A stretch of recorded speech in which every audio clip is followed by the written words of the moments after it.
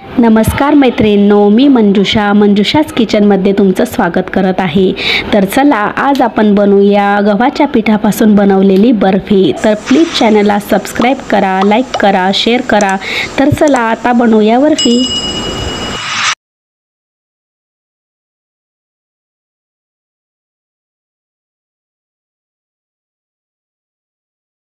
चला तर मैत्रिणींनो, आज आपण बनवूया घरच्या गव्हाच्या पिठाची बर्फी।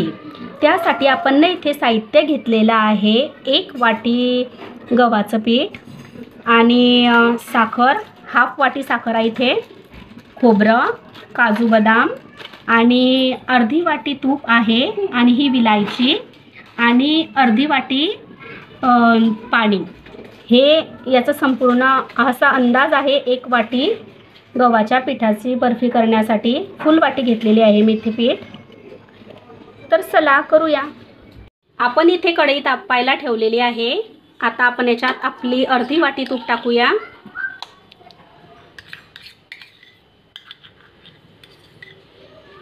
केव्हा काही गोड खाण्याची इच्छा होते तर खूप छान रेसिपी आहे ही। लगेच आपल्या घरातल्या साहित्यानेच आपण बनवू शकता।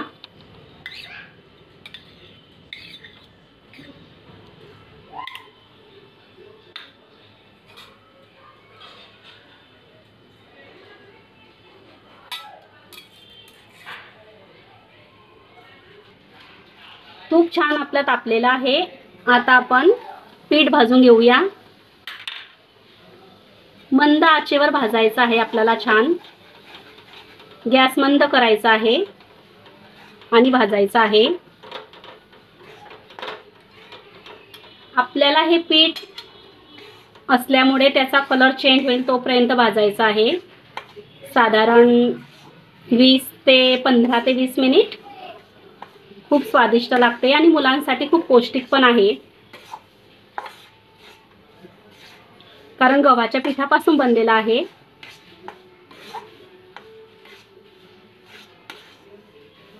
आपल्याला मंद आचेवरच भाजायचं आहे।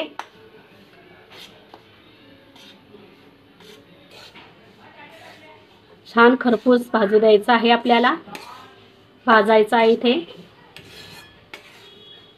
छान खमंग वास येत आहे।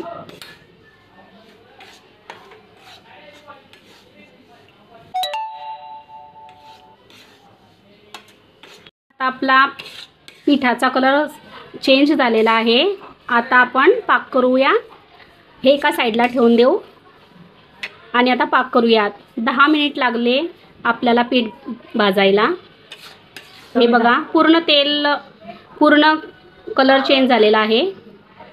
खूप छान तूपही सुटलेला आहे आणि मंद आचेवर आपण भाजलेला आहे हा। चला तर मग आता आपण करूया पाक।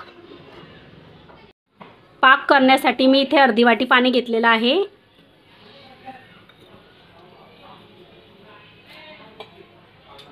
आणि हाफ वाटी साखर।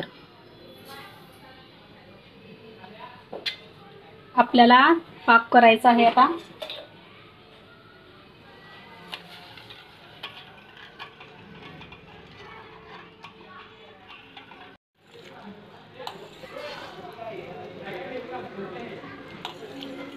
आपल्या बोटाला चिपकेल असा आपल्याला पाक करायचा आहे। हे बघा, असा हाताला चिटकला तो की झाला आपला पाक तयार। असा चिटकतो तो आणि कडचीने सुद्धा असा हळूहळू एक थेंब पडतो बघा। आता आपल्याला आपला पाक याच्यात टाकायचा आहे।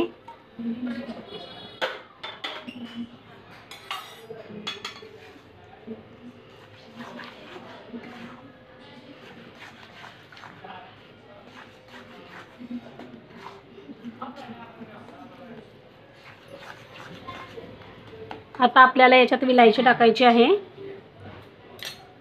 हे बघा, आता आपण आपला पाक टाकून दिला आहे याच्यात। आता आपण विलायची टाकूया आणि खोबरं।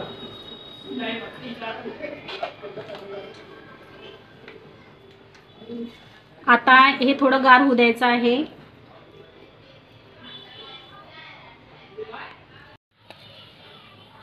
आता टाकायचं आहे तूप लावून।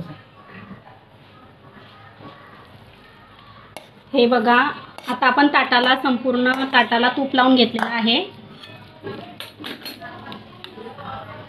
आता आपल्याला याला बर्फी करण्यासाठी पसरवायची आहे पूर्ण ताटामध्ये.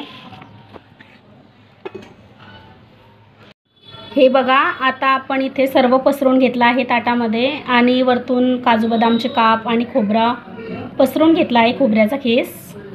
थोडं थंड होऊ देऊ आणि मग आपण याचे काप करू आवडीनुसार. वाव, मस्त. हे बघा किती छान झालेली आहे आपली बर्फी, खूप मस्त. हे बघा किती छान झालेले आहेत आपल्या बर्फी. मस्त गव्हाच्या पिठापासून बनलेले, लहान मुलांना तर खूपच पौष्टिक आहे खाण्यासाठी. तर तयार आहे आपली बर्फी.